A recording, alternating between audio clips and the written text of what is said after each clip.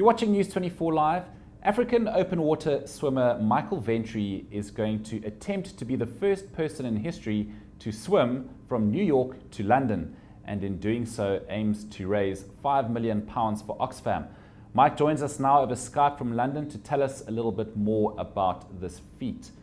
Michael, thanks very much for joining us. Let's just first of all have a look at what you've signed up for. I believe it's 3,800 miles of swimming. That's 8 hours of swimming a day, and it could take you up to 7 months. Yeah, thanks for having me. Yep, that's correct. So we've looked at it as being approximately 3,800 miles. And the way it's going to work is I'd be leaving New York in April 2017, and that's basically going to give me the best chance against extreme weather such as hurricanes. And what I'm then going to do, the next 200 miles will take me actually in a southeast direction, and what that'll do is that'll link me up with the Gulf Stream, which is a lot warmer, and that will then propel me towards Europe. And so I'll be in that vicinity for about 2 to 3 months, and then I'll be in the English Channel hopefully around about September of that year, and by then the hurricanes would have picked up and I hopefully would have missed the brunt of all of that. And then a few more months along the English Channel and then up into the Thames into London. So yeah, that's the plan. Okay, now I've called you an African swimmer. Just tell us a little bit about your African connection. It's not entirely South African. Yes, so I was born in Botswana, in Gaborone, and I lived there for 13 years of my life, and then high school and university in South Africa, and then moved to the UK when I was 22. So very proud of my African heritage, both Botswana and South Africa, but also proud of my British heritage as well, where my parents are originally from. Okay, great. So now, what open water swims have you completed to date? How do you train for a mission like this? So yeah, I was busy looking at the biggest channel swims of the world.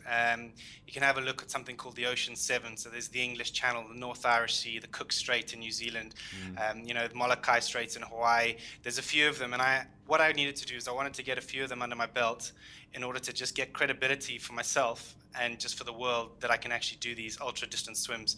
So I've done the English Channel, I've done the Molokai Channel in Hawaii. That took me 22.5 hours, ended up doing 61 kilometers in one day.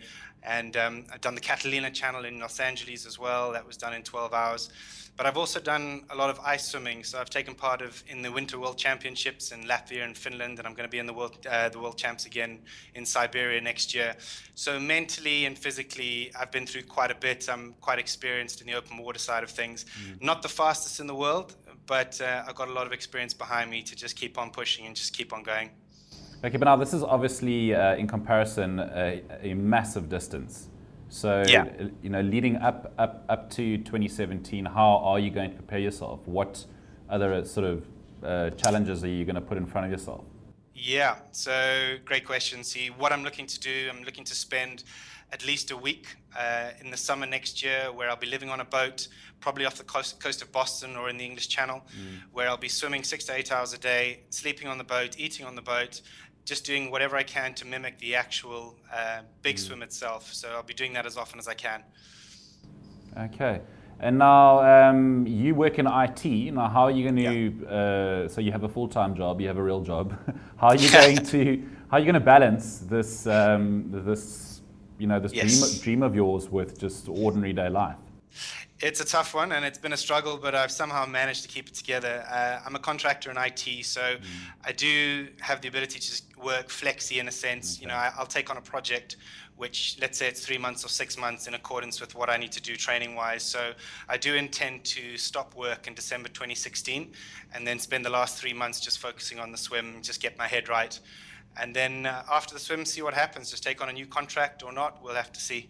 But the contracting side of things has enabled me to have that little bit of flexibility as opposed to being a permanent employee. Okay. Now, Mike, tell us about some of the other potential dangers that you might encounter on the swim. Temperatures, I'm sure a couple of sort of unwanted creatures in the sea too. Yep, there's a lot of things I'll be up against. Okay, so animals, for instance. I'm actually not too worried about sharks. I've got good shark protection in the form of Shark Shield, which is an electronic device that I wear around my ankle, and that emits an electronic impulse that deters sharks.